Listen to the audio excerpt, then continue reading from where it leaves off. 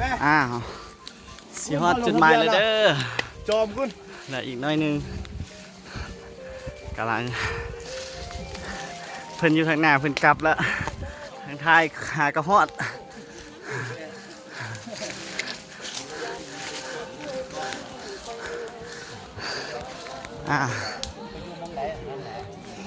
จะได้ทีมงานกู้ภัย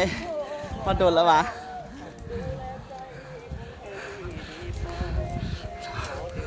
โอ้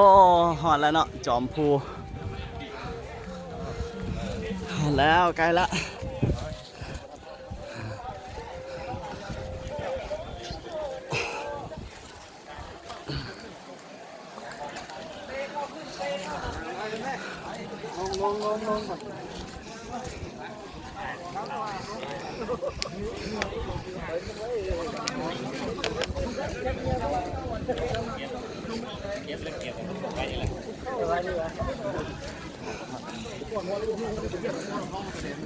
ผมพักจะบอลเลย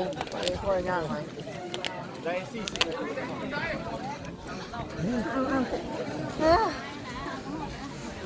ก็ขาน้ำหนักว่าขับอยู่แล้วหยุด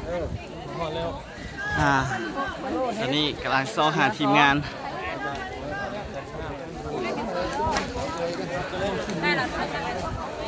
เกี่ยวพื้นดังกันเลย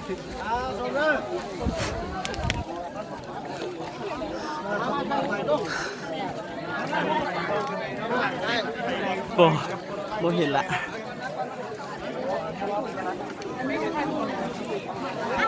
ฮอดแล้วเนาะทีมงานประธานวะจะได้ไอ้สมเสยโอ้แข็งๆเขาจุดหมายแล้วก็เขาลงกับเพื่อนเลยนะสมเสยสบายดีเอาสมเสยสหายโอ้รอนาที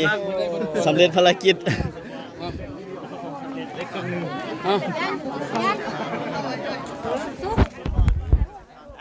ฮอลเลอร์ของแท้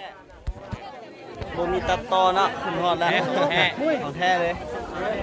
วันนี้เลยป่ะวันนี้เลยนะชื่อป้ายเนี่ย